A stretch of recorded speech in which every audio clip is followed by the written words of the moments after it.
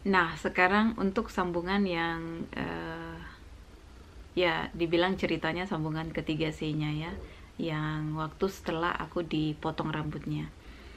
Nah, jadi pada saat udah dipotong rambutnya, aku potong sendiri dulu karena waktu habis mandi tuh gugur, jadi aku potong rambutku, aku masukin ke kotak biar bisa masih cukup, masih bisa dipakai orang untuk bikin wig. Jadi setiap orang yang kanker atau ingin mempunyai rambut palsu atau wig, jadi dia bisa pakai itu gitu. Kalau aku nggak apa-apa. Yang penting waktu musim dingin itu aku cuma pakai kayak aku pakai kayak topi dari kain itu karena dingin, dan kalau kita botak itu kan kalau udah nggak ada rambut kan dia terasa kayak gitu, kayak pusing kepalanya gitu. Jadi setelah itu aku panggil anak adiknya suamiku. Jadi dia itu adalah kapster, dia tukang potong rambut. Jadi dia yang botakin rambutku pertama kali. Jadi rambutku dibotak dan aku liatin, oh gini ya rambutku kalau udah dibotak gitu. Sebenarnya dulu pengen sekali aku maksudnya aku botakin rambut, aku pengen kayak lihat orang kok keren gitu ya. Tapi bukan sakit ya, bukan sakit. Aku pengen maksudnya dipotong juga rambut botak gitu, tapi bukan sakit.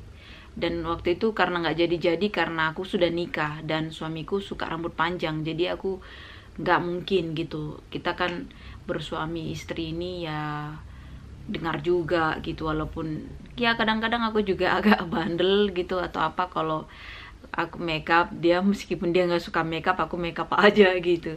Tapi dia ya aku seakan nggak terlalu ini, tapi ya tetap aja dia sebenarnya nggak suka makeup, nggak suka rambutku di color gitu, diwarnain dan sebagainya. Tapi ya aku rasa masih normal ya, is okay lah gitu ya.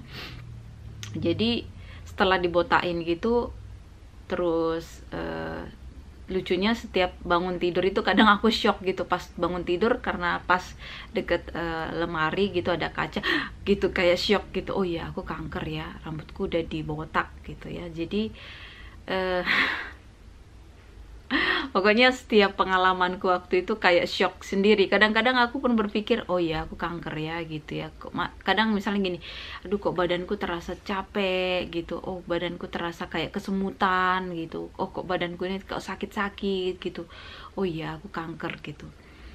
Jadi memang benar waktu awal-awal kemo pertama itu benar-benar dibilang dokter, minggu pertama minggu kedua itu memang berat karena aku maksudnya nggak kerja, nggak capek gitu, tapi uh, badan ini terasa capek, sakit gitu, lemes gitu ya. Jadi makanya waktu itu juga kan aku masih makan daging ya, dan ikan, makan yang pedes sambal gitu ya. Aku ya pokoknya makanan orang Indonesia yang berlemak dan enak-enak itu kalian tahu lah ya, apalagi nasi padang, aduh aku suka sekali itu gitu. Jadi pas sudah sekarang kan aku harus, karena begitu banyak juga pada saat aku udah didiagnosa, aku banyak baca artikel di internet, aku banyak lihat dari YouTube orang-orang yang survivor gitu. Dan mereka itu ya aku salut ya dengan perjuangan mereka juga gitu. Dan aku ingin tahu gimana sih kok mereka bisa survive gitu. Dan mereka bicarakan aku pola hidup sehat, makan yang sehat, jus, smoothie gitu, dan tidak makan daging, vegetarian gitu. Dan seperti kayak bertentangan gitu. Dokterku sendiri, dokter ginekologku, dia bilang kamu boleh makan apa aja, makan daging boleh, ikan boleh, kecuali fatnya ikan gitu, lemak ikan nggak boleh gitu, karena bertentangan dengan kemoku gitu, bisa mengganggu kerjanya gitu. Jadi aku nggak tahu ya, maksudnya gini, dokter sendiri bilang bisa makan daging, sementara orang-orang survivor bilang ya jangan gitu, karena itu makan kan. Apalagi ada artikel yang bilang gula, daging, dan kayak vetsin gitu atau penyedap rasa gitu, itu adalah makanan kanker gitu. Dan atau kayak alkohol atau kayak minuman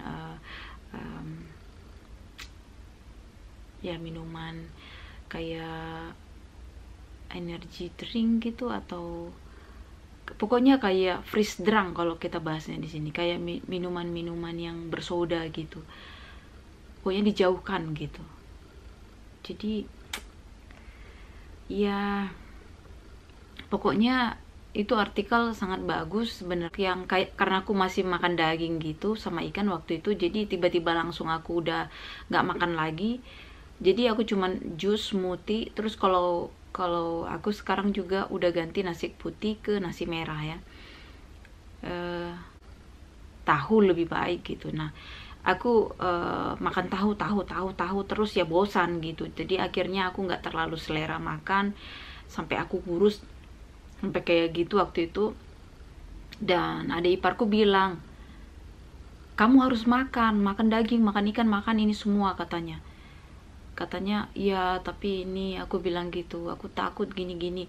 Dia bilang, kamu itu mati bukan karena kanker nantinya, karena memang kelaparan, gak ada tenaga katanya, karena kamu kan di kemo, kamu harus makan katanya kayak gitu. Nggak, kalau kayak gini kamu gak ada tenaga, lihat dulu ini katanya, badanmu ini katanya udah kurus katanya.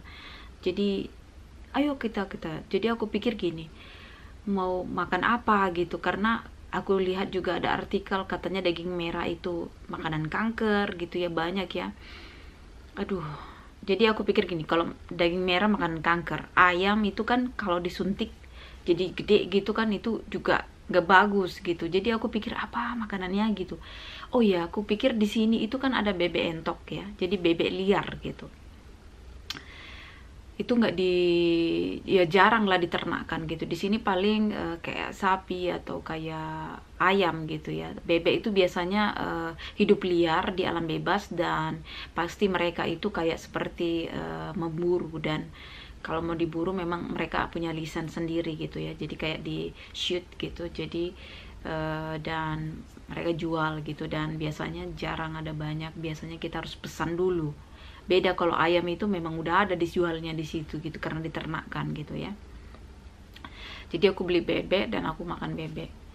Nah, aku kasih tau lah sama mama aku di Medan dan saudara-saudaraku yang lain. Dia bilang jangan gitu, jangan makan dulu katanya, karena itu nggak bagus gini. Usahakan jangan makan dulu, pokoknya makan sayur-sayuran aja dulu kau katanya, orang Medan ya. Pokoknya kau makan sayur-sayuran aja dulu, makan buah, makan ini gitu, tahu dah gitu, udah cukup itu, jangan dulu ini, usahakan dulu jangan makan daging, jangan makan ikan. Aku bilang, aku udah usahakan itu, tapi memang ya nggak selera makan gitu. Cabai juga katanya jangan makan pedes-pedes gitu, karena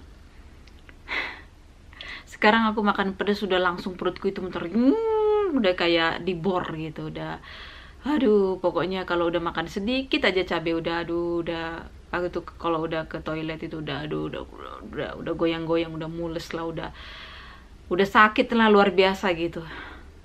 Beda lah dulu. Kalau dulu aku tuh makan cabai sampai 2-3, apalagi kalau makan bakso cabenya banyak.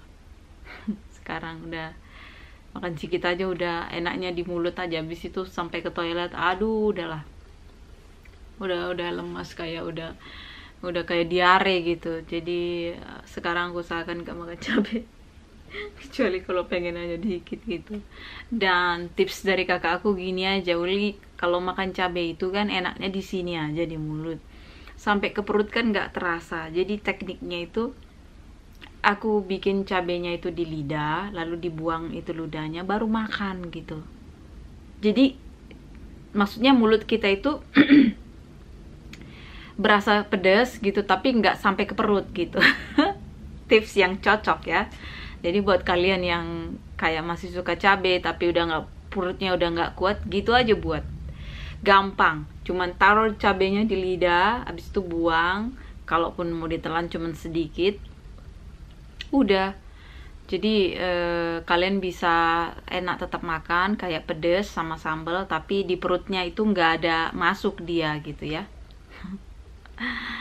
Aduh, terima kasih saudara-saudaraku, itu banyak sekali ya perhatian sama aku, kasih tahu ini dan itu. Adik iparku juga kasih tahu jus-jus yang campurannya, karena dia tahu informasi dari rumah sakit yang di sana gitu. Dia untuk jus, terapi jus, dia kasih resep-resepnya, 7 macam ya. Ada apel, aku ganti apel hijau biar mengurangi gulanya. Apel hijau, pir, terus wortel, buah bit, bayam, shiitake mushroom, sama bawang putih. Jadi itu 7 macam aku selalu konsumsi ya setiap pagi setelah bangun tidur. Nah, singkat cerita aku nyambung lagi, udah itu aku udah makan, tapi udah sempat karena makan bebek itu, jadi aku makannya banyak kan, aku makan nambah lagi gitu.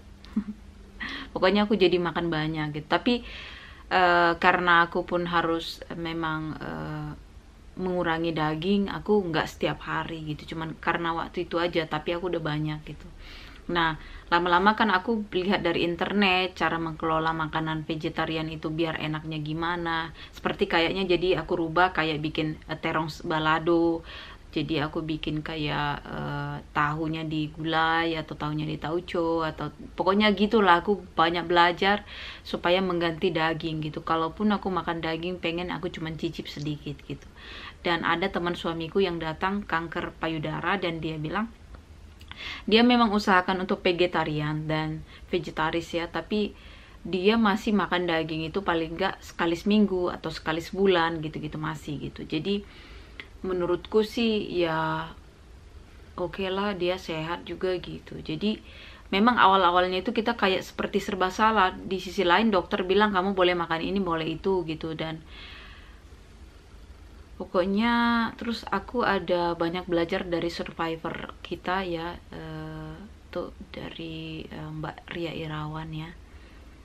Dia juga kan survivor kanker yang sampai sekarang masih hidup dan sehat. Dari dia aku juga banyak informasi-informasi, bukan hanya dari dia bilang juga abis kita kemo kan kita juga butuh makan, jadi dia masih makan daging juga. Yang pasti aku dengar dia makan ayam kampung gitu ya. Jadi tapi bagus aku ambil pelajaran di mana dia itu mengajarkan kayak kayak tahu akal gitu, kayak denial dari dia gitu. Kalian bisa nonton videonya lah lengkap. Jadi dia ada ngajarin tentang kayak 5 dari jari-jari ini gitu. Terus aku banyak belajar juga dari survivor yang lain, mau dari luar negeri, mau dari sini gitu, bagaimana mereka pola hidupnya diganti gitu ya. Jadi singkat cerita, pada saat itu aku udah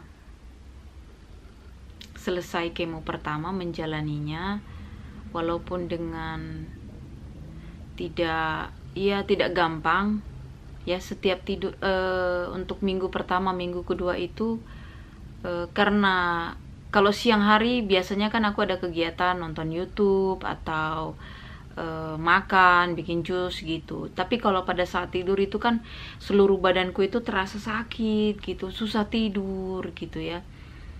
Suka kadang udah tidur terbangun, kadang badan ini sakit-sakit gitu. Terus aku sering ya mungkin dari situ aku pelajarannya itu seperti kayak dekat sama Tuhan gitu. Jadi setiap aku terbangun aku berdoa sama Tuhan, aku bilang Tuhan, hanya penyertaan-Mu yang bisa memulihkan hidupku. Berkati aku Tuhan, sembuhkan aku Tuhan. Jadi setiap malam seperti itu ya. Setiap aku bangun aku berdoa. Seperti kayak dibilang ada setiap kalau kamu bangun tengah malam itu artinya mungkin Tuhan sedang memanggil kamu, dia ingin bicara dengan kamu gitu. Jadi aku rasa aku selalu berdoa, aku bicara sama Tuhan apa aja gitu. Tuhan, ini kakiku sakit, kesemutan, tanganku ini kayak sakit, badanku kayak sakit gitu. Aku selalu kayak ngobrol gitu, tolong sembuhkan gitu, aku bilang gitu ya. Jadi singkat cerita, setelah kemo pertama, kemo kedua, kemo ketiga, dokter internis memberikan hasil dari 3 kemo itu ya. Puji Tuhan sekali, kankernya sudah mulai mengecil dan dia bilang ini adalah pertanda baik. dari maksudnya reaksi kemo itu diserap tubuhku itu pekerjaannya sempurna gitu, maksudnya bukan langsung ngilangin tapi mengecilkan gitu kan, karena dia bilang ada kanker yang jauh, maksudnya yang ganas gitu, yang dia nggak bisa lagi bereaksi dengan kemo itu gitu. Jadi dia bukannya ngecil malah membesar gitu dan mengefek lain, tapi puji Tuhan kankerku itu mengecil dan dia menunjukkan hasil yang baik gitu. Nah jadi dokter bilang ini hasilnya, terus kamu akan dioperasi paling lama bulan 3, paling cepat bulan 2 katanya, awal bulan 2, karena banyak yang penderita penyakit kanker juga di sini, jadi kayak antri gitu ya. Nah kemudian aku bertemu dengan dokter ginekolog lagi, dibilang tapi hasilnya ini kita melihat masih ada kayaknya masalah di dalam kamu katanya. Jadi ususku itu kan udah kena ya, jadi dia bilang kalau dilihat sih bukan parah katanya, udah ada perbaikan, cuman masih ada yang seperti kayak dibilang saya nggak yakin katanya, nanti pada saat operasi baru kita tahu hasilnya, yang pasti kita akan menyiapkan seperti ini gini, kalau memang parah butuh diobati dulu, berarti kamu harus dipasang stoma. Stoma itu kayak aku nggak tahu menjelaskannya, tapi yang pasti jadi pupnya itu dari perut, jadi kayak ada selang gitu, jadi kita bawa kantong kemana-mana, jadi kalau mau pup aku nggak ke toilet yang maksudnya kayak normal kita duduk gitu di toilet, tapi aku dari perut gitu ngeluarinnya, kotoran itu dari perut gitu. Nah waktu itu aku pun aku bilang Tuhan ini apa lagi gitu, Tuhan ini tolong, gue bilang gitu. Ya gimana kalau pergi gitu bawa kantong gitu pupnya gitu dari perut gitu kan, terus belum bau lah, pokoknya kan harus steril juga, kita takut infeksi gitu, nggak bersih kita penangannya, dan kayaknya rempong lah kalau kita bilang, repot gitu, dan mungkin pokoknya serba yang seperti itulah gitu ya. Aku cuman bilang Tuhan tolong Bapak gitu, kankernya sudah mengecil, tolong sembuhkan ususku, jangan pakai stoma, aku bilang. Tapi mau nggak mau dokter bilang kamu nanti ada untuk maksudnya bertemu dengan yang ngurusin stoma ya, jadi dia nanti tanyain aku, dia bilang gini, kamu mau pasang di kanan atau yang di kiri gitu. Jadi itu persiapan gitu ya. Dia bilang kalau memang usus kamu memang sudah sembuh dan nggak perlu dipasang stoma dulu gitu, ya tidak apa-apa. Tapi kalau memang harus dipasang ya, maksudnya nggak mungkin operasi ditanyain, aku kan pasiennya udah lagi yang dalam keadaan tidur gitu ya, jadi harus sudah disiapin kalau memang butuh pasang stoma udah di kanan apa di kiri gitu, jadi cepat gitu prosesnya gitu. Jadi dokter juga bilang gini dalam bahasa Belanda ke suamiku, dia bilang gini, sebenarnya ini reaksinya udah bagus, dan untungnya dia bilang memang kankernya nggak kanker ganas dan bereaksi cepat, mengecil katanya gitu. Tapi untuk operasi dia bilang kemungkinan ya bahasanya gimana ya bilangnya, maksudnya apapun kemungkinan itu bisa terjadi gitu, baik akunya memang udah saatnya, maksudnya ya udah saatnya meninggal gitu, udah saatnya dipanggil Tuhan ya maksudnya udah waktunya, udah ibarat this is your time gitu, udah gitu. Tapi ya kita berharapkan dengan maksudnya kemajuan itu ya baik gitu ya. Aku dengar itu dan aku berdoa sama Tuhan, cuman aku bilang aja, Tuhan aku serahkan semuanya ke tangan-Mu, aku bilang. Kemarin aku berdoa selalu minta penyembuhan, dan ya mungkin Tuhan gak langsung ada orang yang langsung tumbuh total tanpa kemo, tanpa operasi. Tapi Tuhan izinkan ini semua, berarti ada sesuatu yang Tuhan ingin ajarkan ke aku. Tuhan ingin menunjukkan kasihnya ke aku gitu. Aku cuma bilang berdoa, Tuhan, aku bilang, biarlah Engkau yang operasi, aku bilang. Itulah sekarang aku berubah doaku, Tuhan Engkau yang operasi gitu.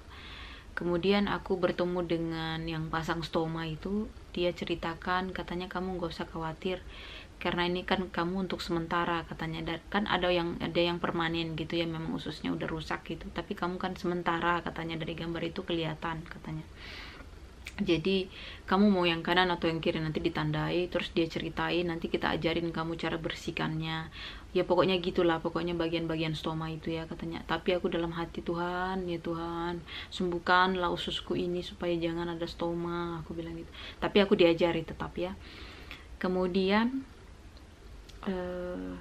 setiap hari aku doa, Tuhan, engkaulah yang operasiku gitu. Belum lagi aku ada baca artikel, ini bukan terjadi di negara ini atau di negara kita di Indonesia, tapi di negara lain, aku nggak mau sebutkan. Yang pasti waktu itu dokternya sedang ingin mengoperasi ibu yang sesar gitu, tapi sebenarnya dokter itu udah pengalamannya udah sangat tinggi, tapi waktu itu katanya terlambat pertolongan lah gitu, jadi pendarahan, akhirnya anaknya nggak bisa diselamatkan gitu. Dan waktu diselidiki katanya ternyata dokternya itu minum alkohol gitu dalam keadaan mabuk gitu. Dan aku itu bikin aku juga jadi, ya juga maksudnya dokter itu kan manusia biasa gitu ya, jadi kita itu suka maksudnya baca informasi gitu, tapi semakin banyak yang kita tahu, kadang-kadang semakin banyak kekhawatiran yang ada di kepala kita ini, semakin banyak yang buat kita jadi aduh nanti begini, aduh jadi begini, aduh gimana nih nanti, aduh begini, aduh gitu ya. Jadi aduh semuanya. Tapi untungnya maksudnya gini, aku sadar untuk di dunia ini dimanapun kita berada ya, sekalipun kita yang merasa seperti aku bilang, aku tinggal di sini di Holland gitu, ini pasti everything is perfect gitu di dalam imajinasi atau pemikiran kita itu, atau tinggal di negara ini, tinggal di negara sana gitu, daripada tinggal di negara kita gini-gini. Tapi kan pada faktanya kan kalau kita bertemu dengan orang yang tepat, waktu yang tepat, dan memang semuanya tepat, semuanya oke. Tapi pada saat kalau kita ketemu sama yang nggak tepat gitu, sama orangnya yang mungkin pengalamannya kurang dan sebagainya gitu kan, ya seperti kayak aku gitu. Jadi ya gini loh, maksudnya aku bilang gini, pokoknya aku hidup ini, apalagi sekarang ku sadari dengan sekarang ini, dengan keadaanku ini, kita harus bersandar sama Tuhan sepenuhnya. Ini aku tinggal di negara ini gitu, itu nggak menjamin gitu. Dan bahkan dokter sekalipun nggak bisa menjamin, atau profesor sekalipun tidak bisa menjamin atau membuat umur kita panjang.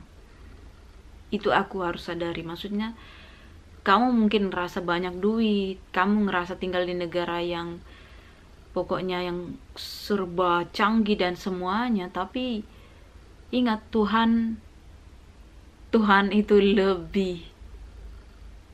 Kamu lari ke Tuhan aja. Jadi kamu kalau mau tinggal di negara apapun, mau katakanlah negara miskin lah, negara yang kurang sempurna dan sebagainya, kalau kamu sandarkan dirimu sama Tuhan, semuanya itu Tuhan yang ngatur. Semuanya itu Tuhan yang ibaratnya yang memberikan yang terbaik gitu ya. Jadi serahkan semua ke tangan Tuhan, karena waktunya Tuhan adalah waktu yang terbaik. Jadi kadang semuanya itu diizinkan Tuhan seperti tadi aku bilang, tapi itu untuk mengajari kamu sendiri, mengajariku sendiri untuk lebih baik hidupnya, untuk lebih dekat sama Tuhan gitu, untuk berserah diri ke Tuhan, bukan ke manusia. Karena kemampuan manusia itu